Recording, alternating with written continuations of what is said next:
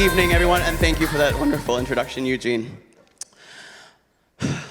Let's have a conversation, shall we? I'm a survivor. Like many people in this room, I'm a survivor. I survived the horrors of conversion therapy. When I was 11, my dad discovered that I was attracted to men. And he thought, with his brain, that he could beat this out of me. My mother would intervene and would bring me to a conversion therapist. She thought she was helping. She truly did. She thought that she was saving her son. But that's not what she was doing, and here's what that looked like.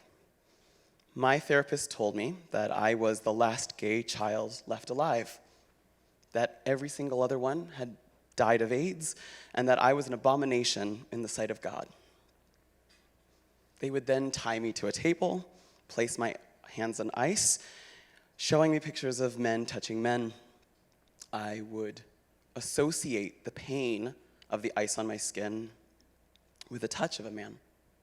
Later on, they would repeat this, only bringing heat instead of ice, and it wouldn't stop there.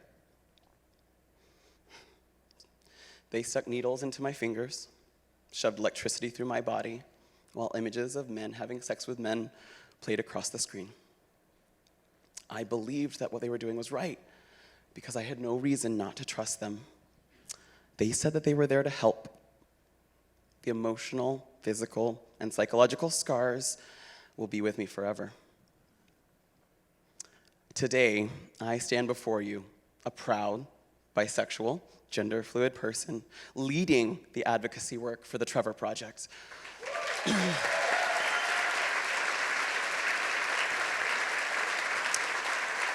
Thank you. It's the dream job.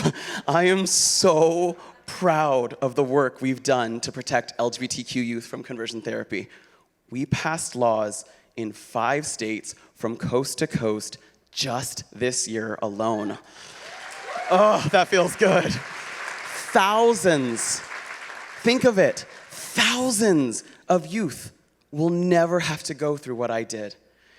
Also, it's impressive to know that our vital, life-saving services, I know about them because I called Trevor Project when I was in crisis.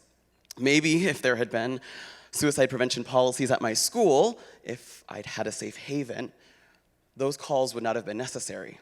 And that is why the Trevor Project has invested in building the largest database of school suicide prevention policies to prove the legislation that we co-sponsored actually added LGBT inclusion to hundreds and hundreds of schools across the state of California.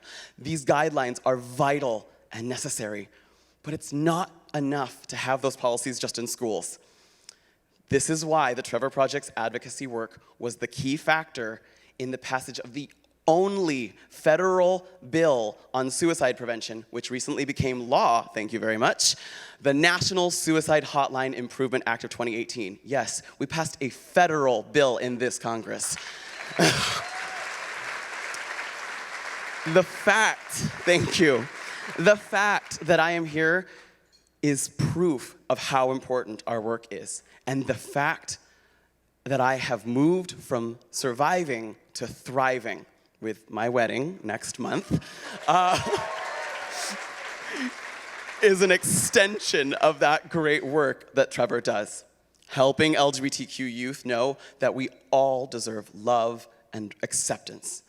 And that's why I'm asking every single person in this room to please support the work that the Trevor Project is doing to help LGBT youth in crisis, to make sure there are many more survivor stories to tell.